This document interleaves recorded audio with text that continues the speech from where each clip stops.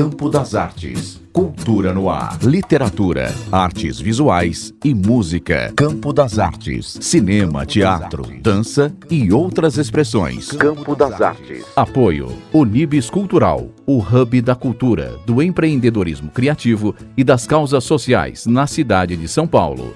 A Unibis Cultural tem uma programação diversificada para você que busca um espaço de reflexões, debates e trocas que preparam a cidade para o futuro. Siga a Unibis Cultural nas redes sociais e fique por dentro de tudo o que acontece na casa. Campo das Artes. Cultura no ar. Produção e apresentação, Jorge Vasconcelos. Olá, começa agora mais uma edição do programa Campo das Artes. E quem volta a Campo das Artes são duas autoras de um livro que vocês já sabem dele e ouviram muitas coisas a respeito, que é Manifestações e Práticas Folclóricas no Cenário Musical.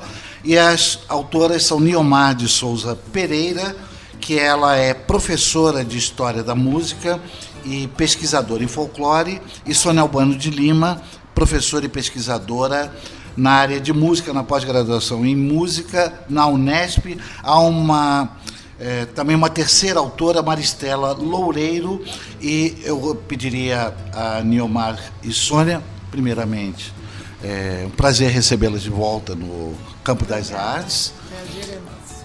Que a gente introduzisse um tema muito abordado, e é realmente muito instigante, muito importante nos estudos do folclore, que é o estudo que está aqui a respeito dos instrumentos musicais e a relação desses instrumentos, relação simbólica, material, imaterial, etc., com diversas manifestações folclóricas.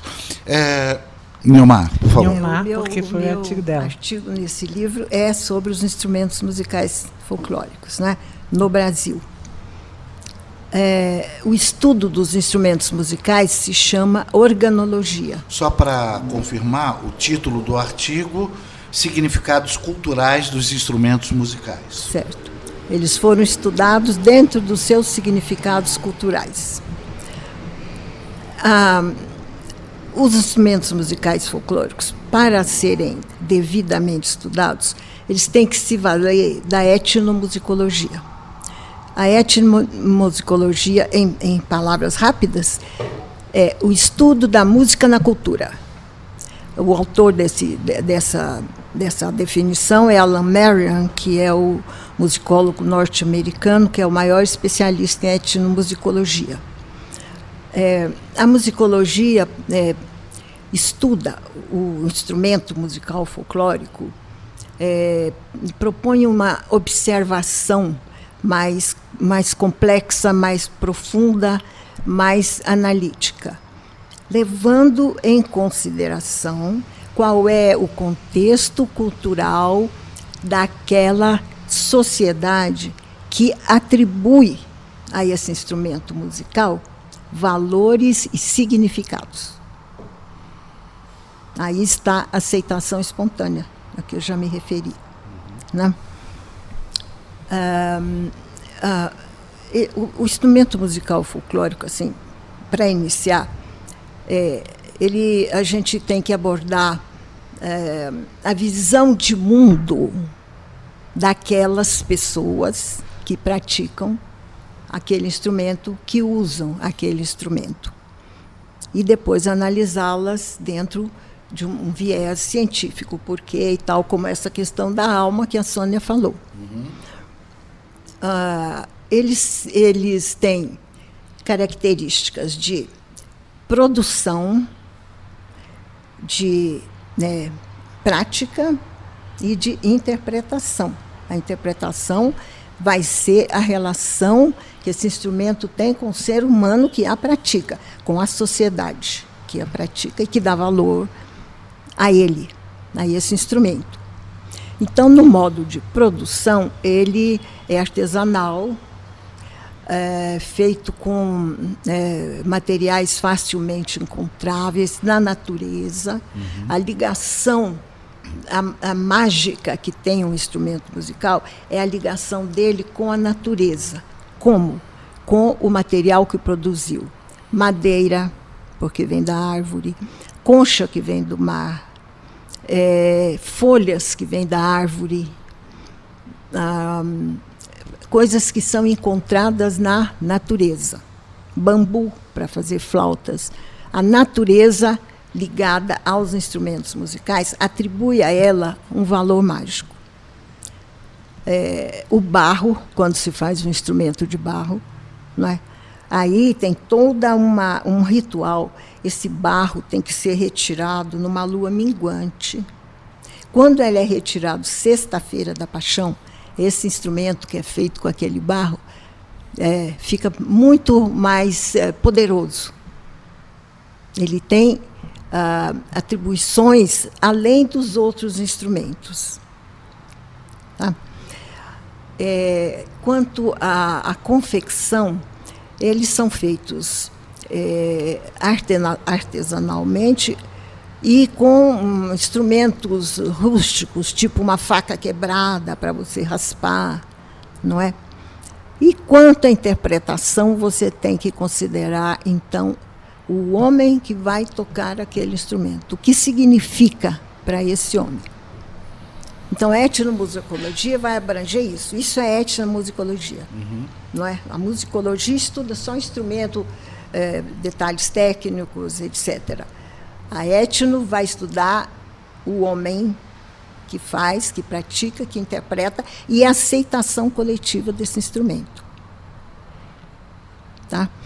Os instrumentos têm funções, como todo fato folclórico tem função. Ele nasce para atingir determinado fim. Por exemplo, me valendo outra vez da alma, que é a especialidade da Sônia, existe um instrumento chamado zumbidor. O zumbidor é um instrumento que a Sônia vai falar sobre a encomenda de almas, ele é tocado na encomenda de almas. Esse instrumento, ele é uma pequena tabuinha ou um pedacinho de cerâmica, uma pedra, ele é amarrado, preso na ponta de um barbante ou um cipó, e é girado no ar e ele faz aquele som. Porque esse som o som é exorcista. Som alto, agudo, que incomoda, serve para exorcismo. Né? Então, afasta os maus espíritos. É um instrumento dos mais antigos conhecidos na história dos instrumentos musicais. E em todas as civilizações, em todas as épocas, quando se refere a esse instrumento musical, há sempre uma anotação: proibido às mulheres. Elas não podem ouvir nem manusear esse instrumento. A razão não se sabe. Se você pergunta para quem usa um instrumento, não sei, é assim, meu pai falava, o meu avô falava, não pode, mulher não pode ouvir nem tocar esse instrumento. Que coisa. A função desse instrumento é de exorcismo ligado às almas. Então, você não vai ouvir esse instrumento, por mais que se goste do som, tocado numa congada. Esse instrumento é específico, a função dele é aquela. Se você pega um instrumento desse, está fazendo uma pesquisa, e fala para uma pessoa: você sabe tocar? Eu sei. Então toca para eu ouvir. Ele fala: não posso tocar esse instrumento. Esse instrumento só pode ser tocado na hora certa, no dia certo e tal, com determinado fim. Não pode. Então o instrumento, como tudo na música folclórica, como tudo em folclore, tem uma função. Uma função específica para a qual ele nasce. Se você mudar a função dele, ele muda de extrato cultural. Perfeito. Não é? Perfeito. Se você fizer um zumbidor, colocar numa loja para vender ali na Teodoro Sampaio, né? Você colocar ali para vender, outra pessoa pode comprar, girar. Mas aquele não é o zumbidor, porque ele não tem o significado. Sim, sim. Então, quem atribui o significado tem que saber, você tem que estudar a cultura daquela pessoa. Perfeito. Dá a vida, de fato, daquele instrumento. Ele passa a existir a partir do significado, né? Do significado. Fora da função dele, tocando noutra. Eu vi muitos exemplos dessa questão de função. estava pesquisando uma folia do Divino em Cunha, aqui no estado de São Paulo.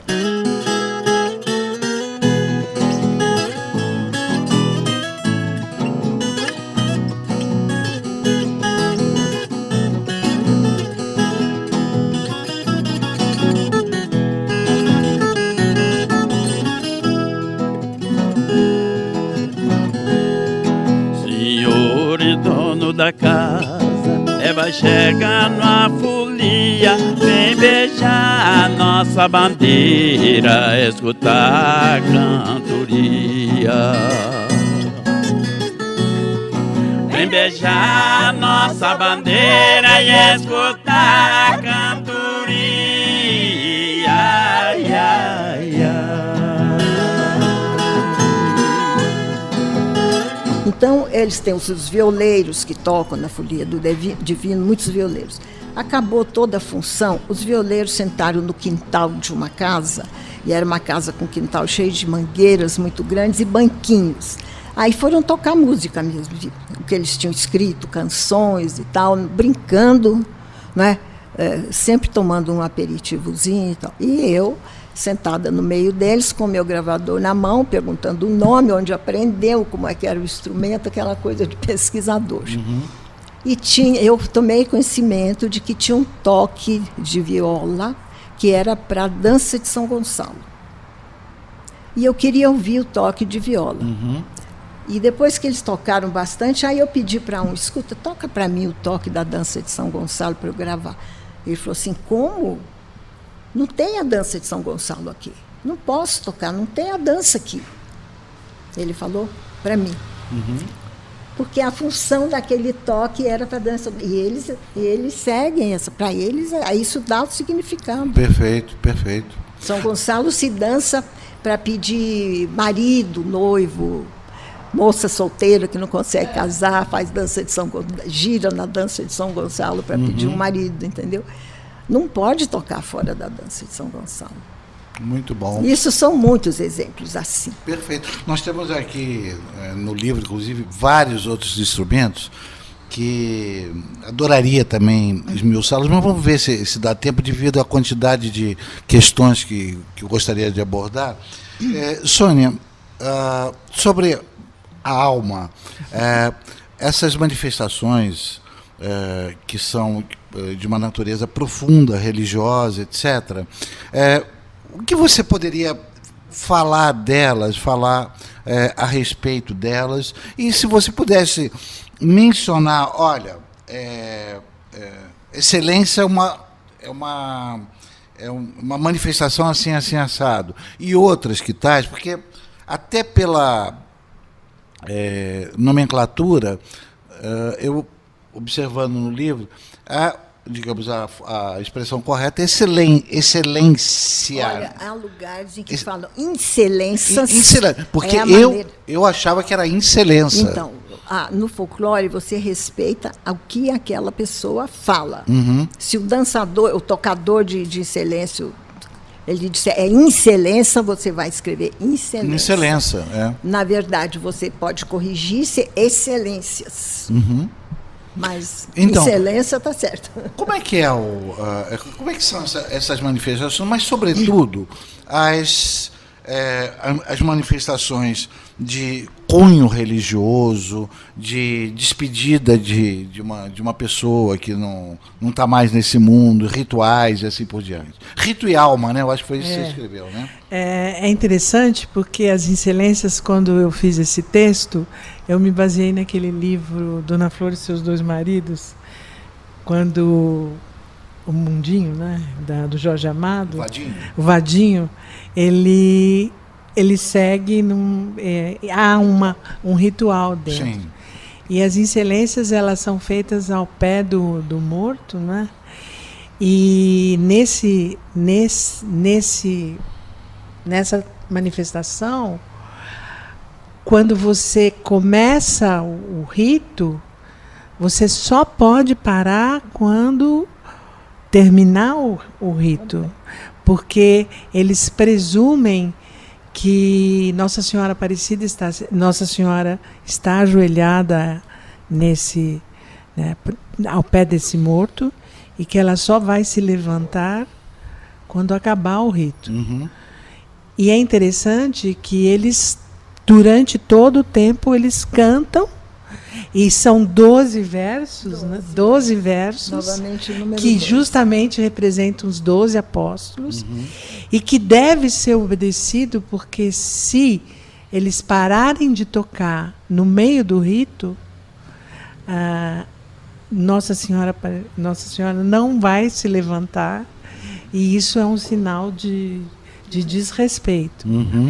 E é interessante que isso é para que haja uma facilidade do morto adentrar no céu ou no alto. Sim. Porque existe muito essa coisa de alto e baixo no folclore. O alto seria a divindade e o baixo as manifestações daqui da terra. Então, ela auxilia esse morto a adentrar nessa faixa alta. Já na referenda de almas, é para que a pessoa que está sendo referendada, ela tenha os seus pecados devidamente perdoados. Então, olha a diferença, né? E a relação com almas impuras, né? Ou então almas que tiveram uma morte onde eles não puderam receber a unção. Então, veja como é uma coisa diferente, manifestações diversas sobre o mesmo texto, ou sobre o mesmo tema, que seria a alma humana. Então, alma pura, que você ajuda a subir, e almas impuras. Veja a noção de justiça que há aí, né? Há uma coisa assim, é uma alma impura, mas Deus está dando a oportunidade de nós rezarmos por essa pessoa para que ela alcance o perdão. Então, veja como é importante essa noção, né? Que é inconsciente, mas existe. Ok. Sônia Albano de Lima, presente em Campo das Artes, assim como Niomar de Souza Pereira, ambas autoras de manifestações e práticas folclóricas no cenário musical. Eu gostaria de entrar em algumas questões que são fruto aqui da nossa conversa mesmo, né? Por exemplo, folclore nas grandes cidades, nas capitais, nas megalópolis e assim por diante, ou mesmo nas cidades médias. Essas manifestações, elas são visíveis, frequentes, elas têm a mesma intensidade e importância daquelas manifestações, digamos, que servem mais, que são referências mais claras, mais tradicionais na percepção das pessoas. Eu vou dar um exemplo. Eu estive na França, em Reims, para um congresso. E eu fiquei muito impressionada, porque durante o período que eu estive lá, eles faziam uma homenagem onde eles salvaguardavam a Idade Média. E depois eles se portavam em frente à catedral e havia um cenário de luz. Então, todas as pessoas que estavam lá estavam vestidas, por isso que eu falo da indumentária, com trajes da Idade Média. Haviam comidas típicas da Idade Média, então havia muito essa coisa de carne de porco, que eles tinham muito. Então, veja bem, não é só aqui, né? Não é só o folclore daqui. Existe e eu acho que nessas cidades e nessas grandes metrópoles, e a contingência de povo que foi assistir isso era impressionante. E eu já vi manifestações na Europa também de folclore, onde eles respeitam aquele momento, uma apropriação de folclore onde eles respeitam, onde eles dão valor aqui. o que eu vejo que não acontece no Brasil. Algumas vezes eu não vejo esse respeito do povo por essas manifestações. Mas nas capitais, enfim, nos grandes centros, é frequente, são frequentes as manifestações folclóricas aqui no Brasil?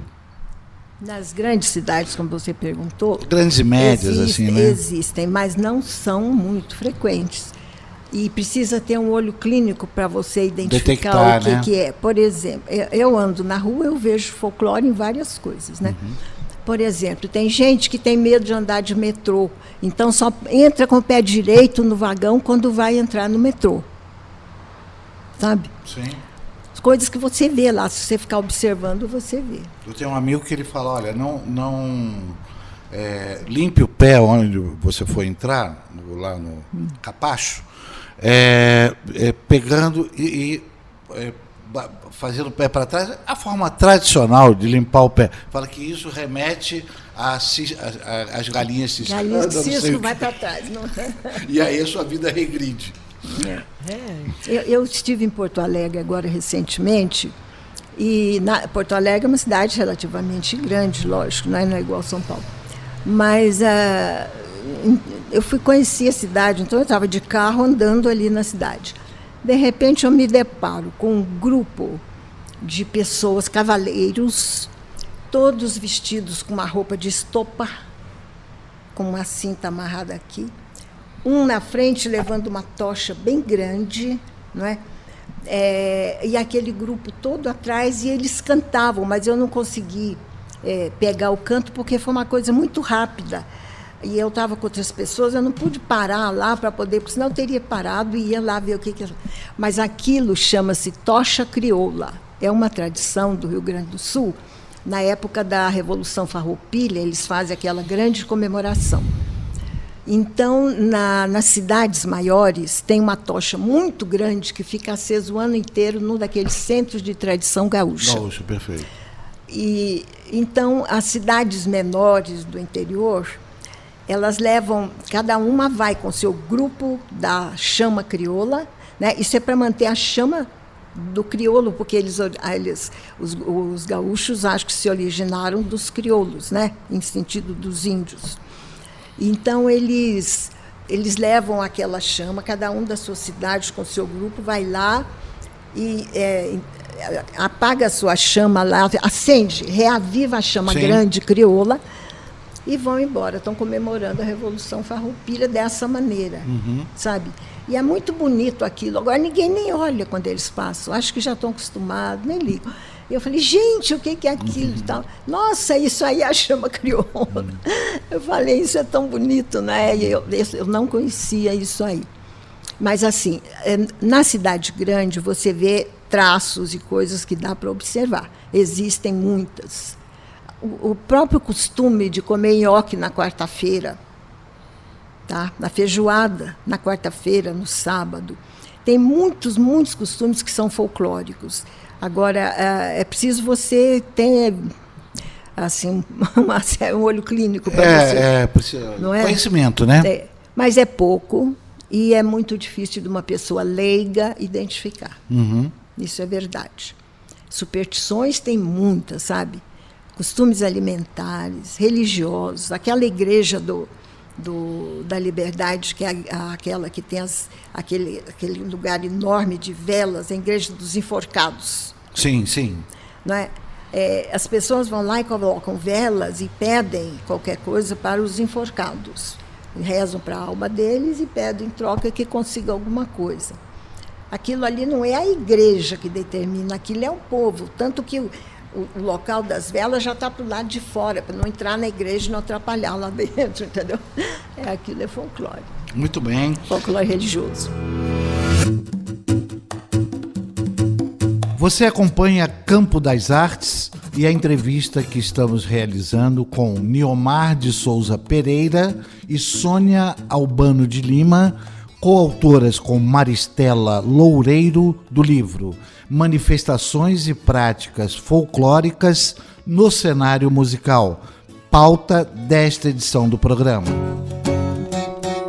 O programa Campo das Artes conta com o apoio da Unibis Cultural, o hub da cultura, do empreendedorismo criativo e das causas sociais na cidade de São Paulo. A Unibis Cultural tem uma programação diversificada para você que busca um espaço de reflexões, debates e trocas que preparam a cidade para o futuro. Siga a Unibis Cultural nas redes sociais e fique por dentro de tudo o que acontece na casa. Você acompanha o programa Campo das Artes pelo elcanal.net, através do aplicativo gratuito Rádiosnet, às quartas-feiras, 5 da tarde, sábados e domingos ao meio-dia, e às segundas-feiras, às 9 da noite. Tem mais! Todas as edições estarão disponíveis para você, internauta, pelos nossos podcasts, através dos aplicativos Spotify e SoundCloud. Além disso, estamos no YouTube e no Facebook. Nosso e-mail é campodasartesoficial@gmail.com. Repita! campodasartesoficial@gmail.com. Muito bem, voltamos com o Campo das Artes e a entrevista com Niomar de Souza Pereira e Sônia Albano de Lima. A Niomar, ela é professora de História da Música e pesquisadora em folclore, e a Sônia, professora e pesquisadora na área de música, na pós-graduação em música na Unesp. Tem algumas questões que eu gostaria, aí, quem preferir abordar. A Sônia já falou um pouco do folclore em outros países, que essa é a minha questão. Semelhanças, diferenças, se é totalmente apartado, se não tem... o estudo, por exemplo, do folclore em outros países, eles têm... não se compara, não é o caso de fazer comparações com o do Brasil, se tem o mesmo... se tem importância equivalente, se tem manifestações com importância equivalente como as que existem aqui no Brasil. Como é que é o folclore nos outros países? Eu acho que o nosso folclore ele tem uma ligação direta com o folclore europeu. Para começar. Nós temos manifestações folclóricas aqui que se ligam à Itália, a Portugal, a Espanha, a cavalhada, a origem de cavalhada é na Espanha. O Brasil Portugal pertenceu à Espanha de 1560 a 1840. Entravam espanhóis aqui à vontade. Quando nós éramos colônia de Portugal. Éramos colônia. Então, da Espanha, por exemplo, a cavalhada veio da Espanha, que é uma representação folclórica magnífica, que valia a pena todo mundo ver. Portugal, todas essas nossas folias do divino, folias de reis, tudo isso nós temos muito semelhante em Portugal. Músicas que chegam a vir de Portugal. A nossa viola, chamada viola caipira de 10 cordas, 5 ordens de cordas, né? A ordem é a dupla que toca o mesmo som, tá? Ela vem da viola braguesa portuguesa. Depois eu vou falar sobre a viola. Mas nós temos instrumentos que vieram de Portugal. E os instrumentos musicais brasileiros, folclóricos, eles são reelaboração dos instrumentos da Europa Central que vieram do Oriente. Por exemplo, o alaúde, que passou do Oriente para a Europa, da Europa foi reelaborada, não é? E veio até o Brasil. Nós temos, por exemplo, a viola de coxo, que é uma viola que é produzida em Cuiabá, Mato Grosso.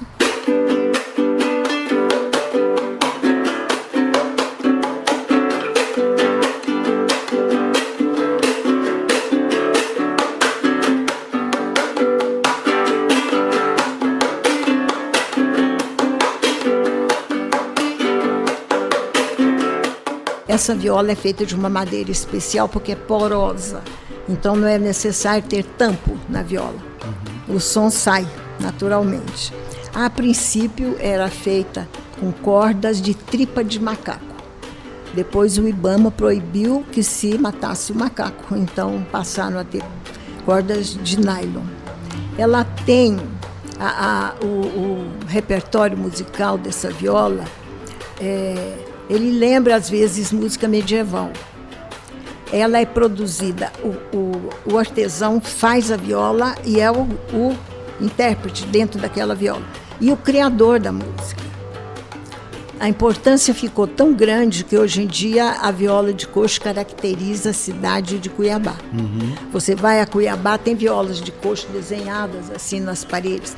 Na Universidade de Cuiabá tem uma disciplina de instrumento, a viola de coxo. Ela chegou a influenciar a cultura local. A cultura fica sendo conhecida pela viola de coxo. Perfeito. Né? E eu destaco a viola porque é um instrumento mais praticado no folclore brasileiro. Ela é cercada de, por exemplo, muitas superstições. A viola? A viola em si. A viola, esta aqui. Por exemplo, fazem muito desafio de violeiros. Lugar que tem muitos violeiros, eles se conhecem. Eles são uma comunidade, mais ou menos, que tem sempre contato. Então, eles fazem desafios e cada um quer superar o outro para ver quem é o melhor dos violeiros, né? Então, eles têm uma superstição que se o violeiro for na sexta-feira da Paixão, à meia-noite, numa encruzilhada, ele encontra o diabo, né? E o diabo atribui a ele condições de um violeiro insuperável. Ele ganha qualquer desafio. Mefisto. É o Fausto, né? O Fausto. Em compensação, mais tarde, o diabo virá levar a alma dele. É uma reelaboração do Fausto que nós conhecemos. Então, o violeiro que vai participar, a viola é toda enfeitada com fitas. As fitas são simbólicas. A amarela é o ouro do Brasil. A verde são as matas do Brasil. A vermelha é o manto de Jesus Cristo. A azul é Nossa Senhora. A branca é a paz. Então, eles enchem de tudo aquilo lá, os que são devotos de Nossa Senhora, põe mais fita azul. Você olha as fitas da viola, você já identifica o que ela simboliza para aquele violeiro, né? E quando aparece um violeiro com uma fita preta, ninguém se atreve a participar de desafio com ele, porque ele é o que tem pacto com o diabo. Anunciado, né? O pacto anunciado, inclusive, né? E tem outro, quem não quer encontrar o diabo, tem muito medo, então ele vai num formigueiro, escolhe um formigueiro, né? Na região rural, que tem bastante formigueiro. Aí ele, numa noite de lua cheia, ele vai lá, enfia a mão no formigueiro e deixa as formigas ou picarem até a mão dele ficar inchada, o quanto ele aguenta. E ele sai de lá com a mão deste tamanho, fica acho que mais de semana sem poder mexer a mão. Quando a mão sara, também ele é um violeiro insuperável. Perfeito, exímio violeiro, né? Isso eles acreditam, sabe? E a viola, ela às vezes ela é tão importante, aí já é essa questão da ligação íntima, de afeto do instrumentista com o seu instrumento, né? Então tem uns versos aqui que foram recolhidos de um violeiro, que ele dizia assim: sou cantor, na hora extrema peço essa última esmola, que o meu caixão seja feito na forma da minha viola. E tem outro: viola, minha viola, cavalete de marfim, nos braços da minha viola eu vou do céu e volto outra vez. O significado profundo, né? Eu queria pedir aquele arremate a respeito das manifestações folclóricas em outros países, tá? Só uma palhinha disso para a gente fechar. Então, é justamente isso que eu iria falar. Quando eu nunca entendi por que no Nordeste eram feitas aquelas figuras de barro redondas, elas tinham um comportamento diferente, né? E eu fui para Portugal num congresso e nunca me senti tão no Brasil quanto quando eu fui a um museu verificar as esculturas do povo português, que eram exatamente as nossas. Então, veja como tem essa ligação, né? Você foi colonizado pelos portugueses. E eles não sabem. Agora, minha filha mora na Bahia, e eu vou àquela praça, né, principal, e eu vejo eles moldarem assim, sem nenhum respaldo, sem nada. Com a intuição deles, eles fazem aquelas mesmas esculturas. Então, veja como passa. Sim, sem dúvida. Olha, no lugar de infância, né, no subúrbio lá do Rio de Janeiro, então, não sei se ainda existe, mas existia, eu adorava ir até ela, que era uma igreja do Divino, né? E aí, só para lembrar isso, que era diferente das igrejas, outras igrejas perto de casa, e ela tinha assim, mais aconchegante, é muito interessante. E aí eu vou engrenar com a próxima pergunta, porque ela também está ligada a uma manifestação dessa Igreja do Divino, que era um desfile de bois, né, e tal, não lembro se era na Semana Santa, acho que era na Semana Santa, e aí era a festa da garotada, aquele monte de boizinho, aquela coisa correndo assim na rua. Lembrando, né, como tem na Espanha aquelas corridas, né, de rua, né, dos animais e tal. E então aquilo era adorável nessa época.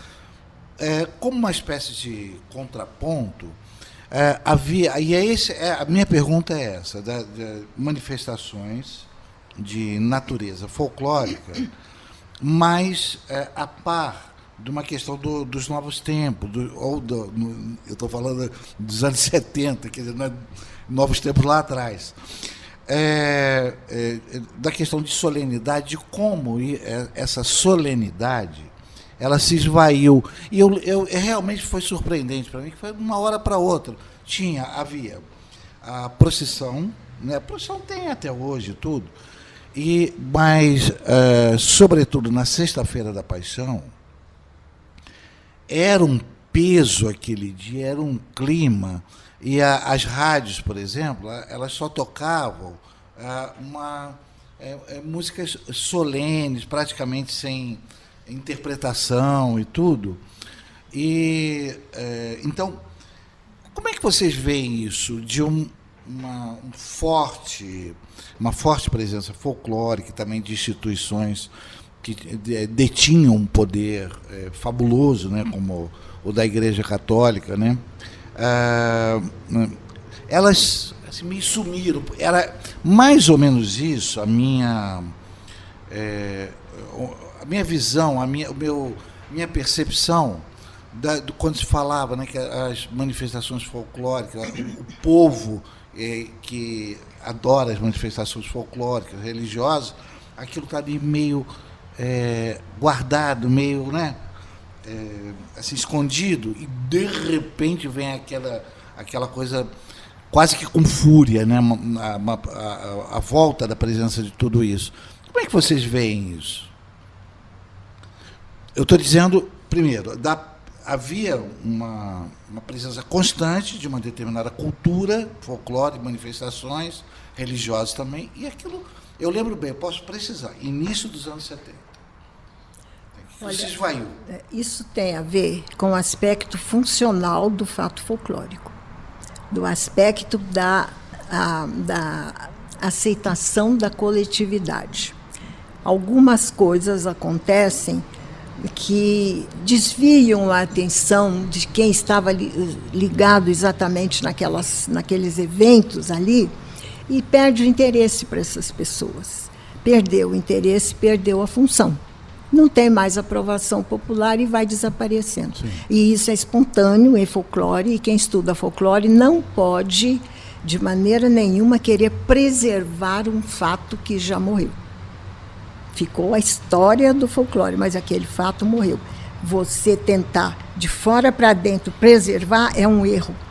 É um erro metodológico, um erro científico fazer uma coisa dessa. Preservar é uma coisa que folclore não aceita, porque perde a função, perde a espontaneidade. Perfeito. Eu me lembro, acho que há um mês atrás, eu estive numa missa de 7º dia de um grego. E eu fiquei impressionada porque eles já estavam aqui há muitos anos, vivendo aqui.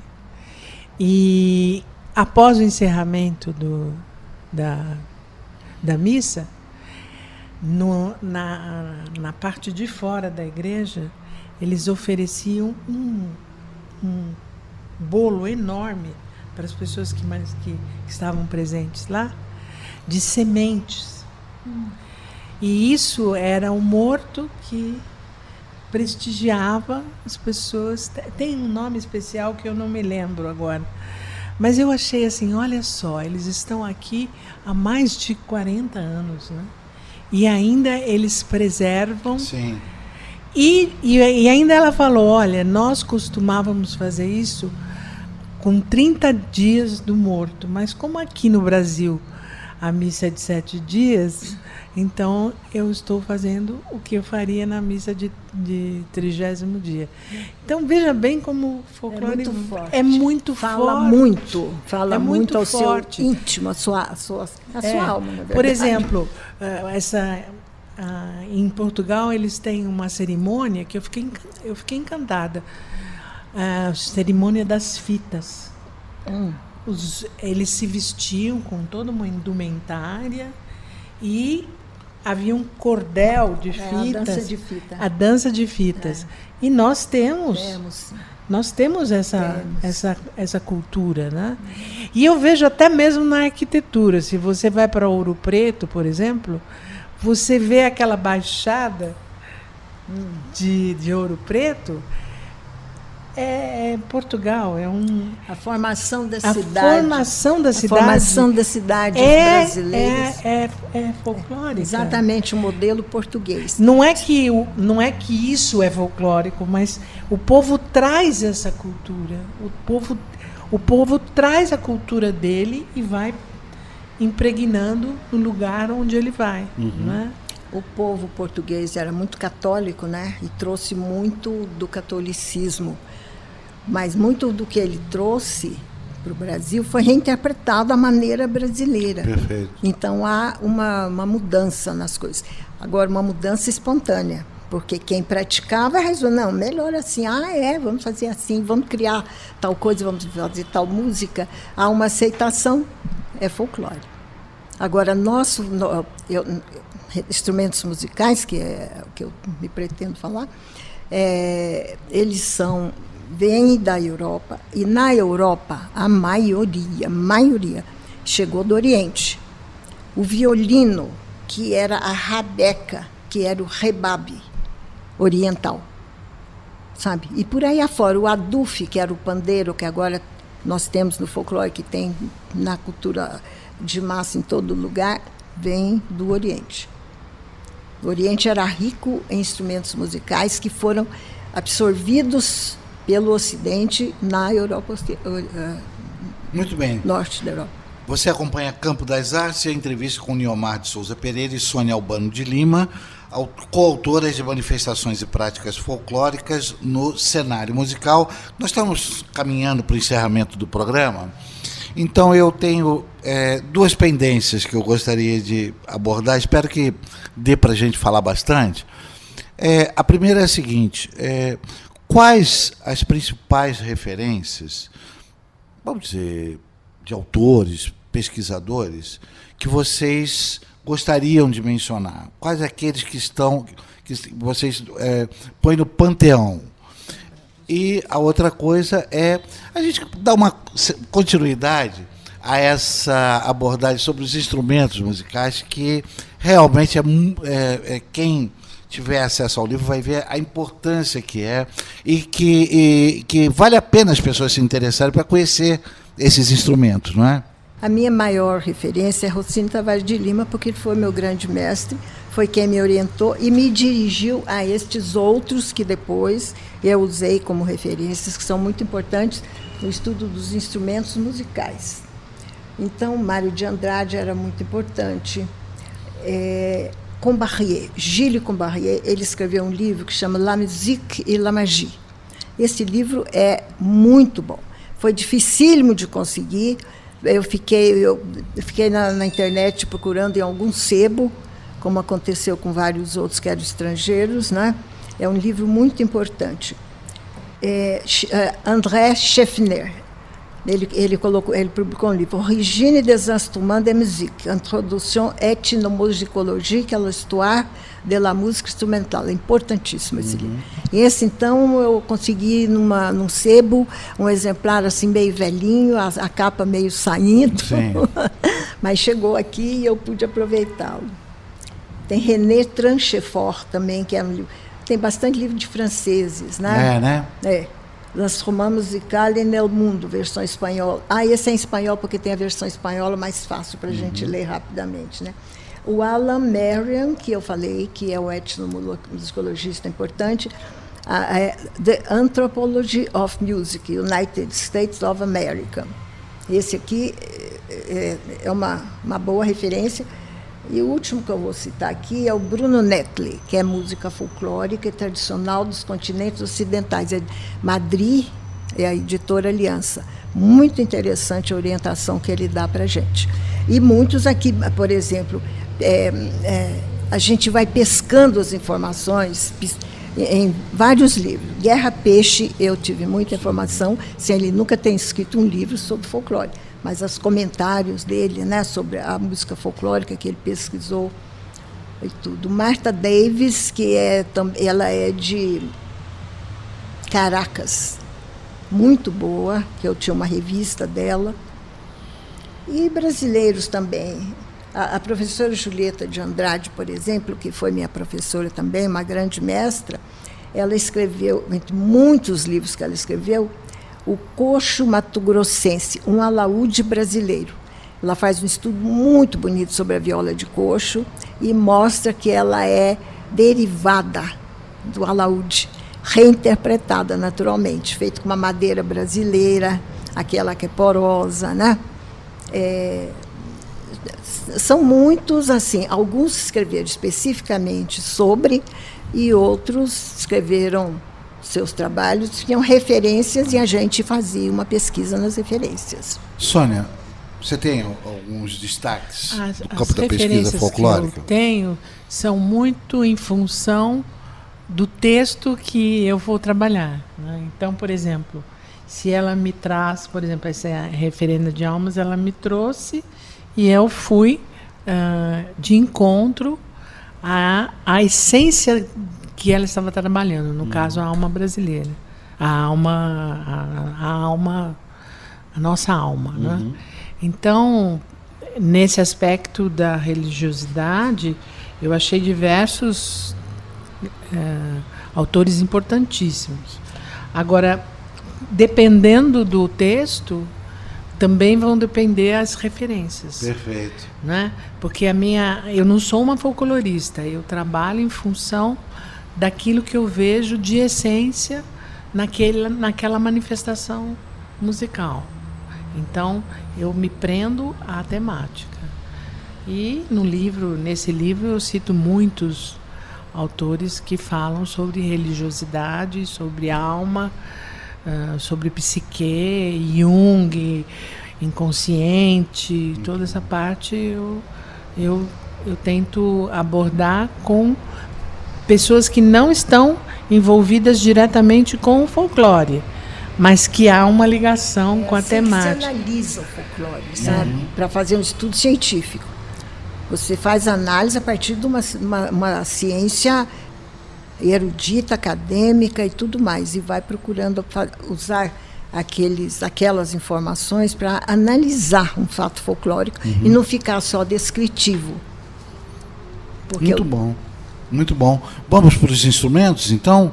Quais instrumentos estão nos restando aqui abordar? Não, temos muitos, é incalculável, mas eu vou lembrar alguns pela a ligação que elas têm com o seu instrumentista.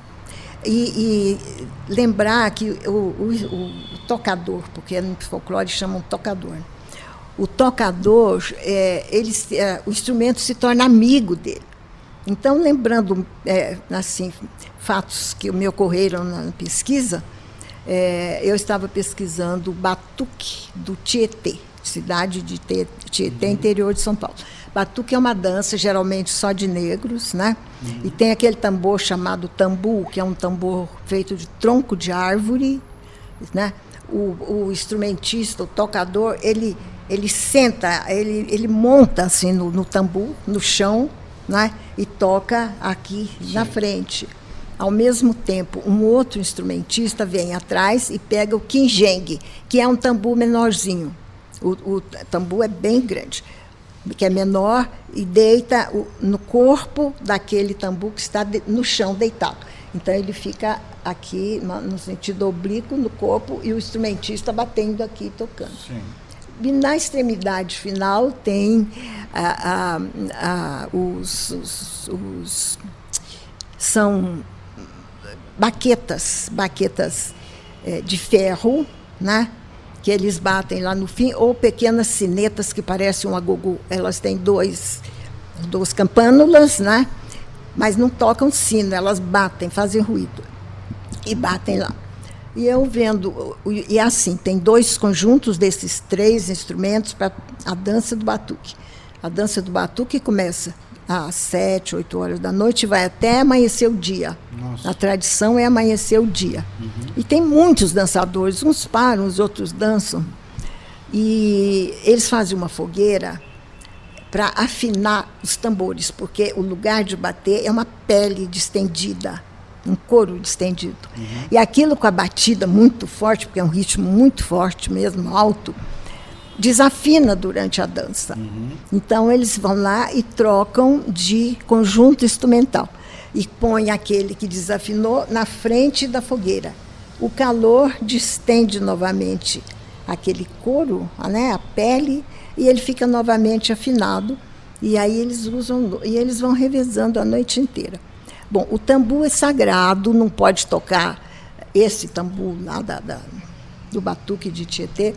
Ele só toca para o tambu, né, para o batuque. E na troca de um com o outro, eu vi o tocador, que tinha uma garrafa de pinga, né, que ele dava uns golinhos de vez em quando, ele despejou na mão e passou no couro do tambu. Eu falei, isso é para o couro ficar melhor. Não, senhora, eu vou dar uma bebidinha para ele, porque ele está me vendo beber. Muito bom. Né? Você vê como aquilo fala para eles. Sim, né? Tem vida mesmo, né? De quem toma café, né? E antes de tomar o café, joga um pouquinho para o santo, guarda um pouquinho para o santo. A própria cachaça, né? Justamente. Assim, a tradição muito forte isso, né? Que, aliás, hoje é mais difícil você observar alguém fazendo isso, porque era muito espontâneo, era muito comum, né? Principalmente quando era no aperitivo, né? Aí que jogava nas costas para casa. Minha tia não toma um café se ela não deixa primeiro. Eu sei o que é. É um costume de dar café para São Benedito. Justamente. São Benedito. São Benedito, ele era um etíope e foi para Roma, e ele era negro e era cozinheiro. Então, os negros têm muita devoção com São Benedito. E começou assim, café para São Benedito. E justamente, ela não toma um café. Joga que é para São Benedito. Muito bom, muito bom. Temos tempo, Cacá? Temos? Eu gostaria de pedir a vocês uma palavra, que as minhas anotações é a derradeira, que de 2 manifestações que eu achei muito importantes, assinaladas no livro, tratadas, né, com acuro, que são o aboio e a ciranda. Rapidamente, que não nos resta muito tempo, o que seriam ambos? O aboio é o canto do vaqueiro que lida com o boi. Ele tem uma função prática nas caatingas, onde a vegetação é muito seca e os vaqueiros que cuidam dos bois têm que conduzir para o curral, têm que reunir os bois, têm que, sabe? E eles entram naquela galharia seca da caatinga e ficam lá no meio. E os cavaleiros, eles são a cavalo, eles não conseguem entrar porque se machucam muito. Tanto que eles têm aquela roupagem de couro para proteger não é, dos galhos secos que tem na caatinga. Então, eles desenvolveram, mas isso não é do Brasil, isso é uma coisa que existe no mundo todo. Eles desenvolveram um canto. Ele não tem letra, são só melismas. Melisma é quando você pega um som e faz sobe, desce, sobe, desce. Os vaqueiros, cada vaqueiro, ele tem o seu aboio. Isso chama aboio, porque termina sempre assim, boi, boi, porque o boi vem, né? Cada um tem o seu aboio, com a música que ele criou. Esses aboios, eles não têm tonalidade, eles são atonais, então eles fogem do esquema natural da música, não são nem modais nem tonais, que são as bases da formação de uma melodia, né? São muito bonitos, eles parecem um canto oriental, mas são muito bonitos mesmo. E acontece que cada vaqueiro, ele canta para o boi, e o boi acaba conhecendo o canto do vaqueiro, e ele está lá no meio da caatinga, o vaqueiro canta, ele vem vindo e vem aqui onde o vaqueiro está chamando. O vaqueiro, ele tem uma ligação intrínseca com o boi, e o aboio é o intermediário entre o vaqueiro e o boi. O vaqueiro o entende e ele dirige o boi por meio daquela cantoria dele.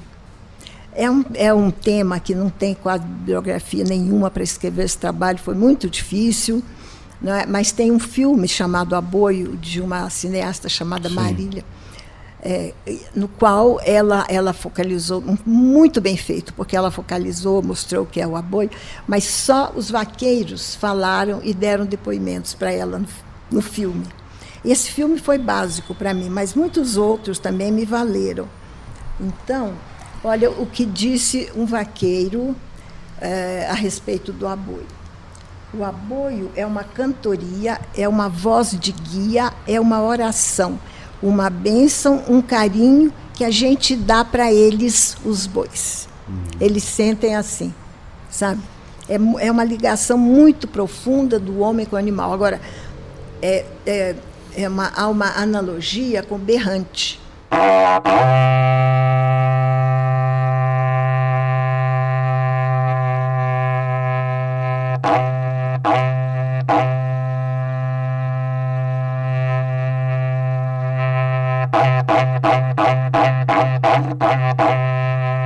Porque o berrante é aquele instrumento musical de chifre de boi, não é?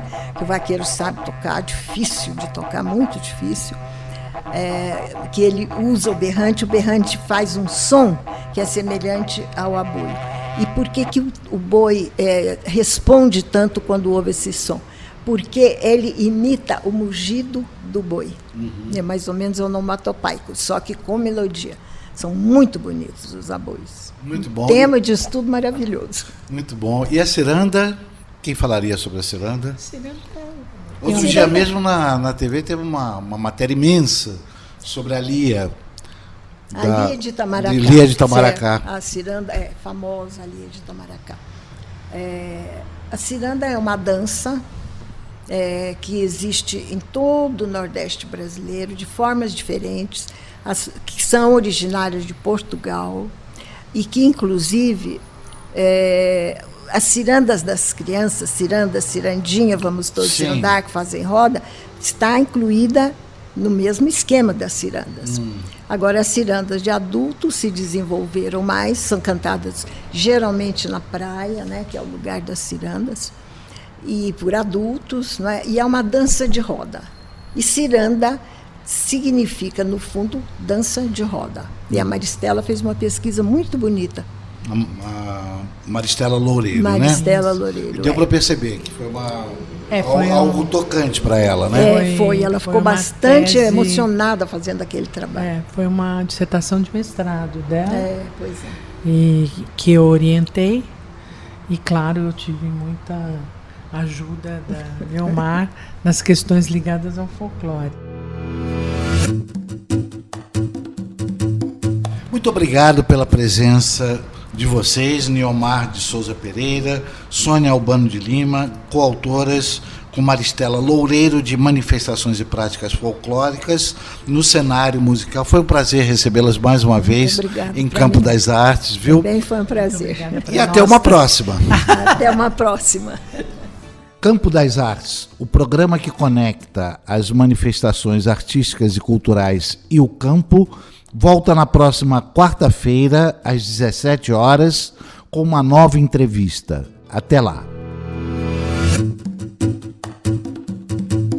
Campo das Artes. Produção e apresentação, Jorge Vasconcelos. Campo das Artes. Apoio, Unibis Cultural, o hub da cultura, do empreendedorismo criativo e das causas sociais na cidade de São Paulo. A Unibis Cultural tem uma programação diversificada para você que busca um espaço de reflexões, debates e trocas que preparam a cidade para o futuro. Siga a Unibis Cultural nas redes sociais e fique por dentro de tudo o que acontece na casa. Campo das Artes. Cultura no ar.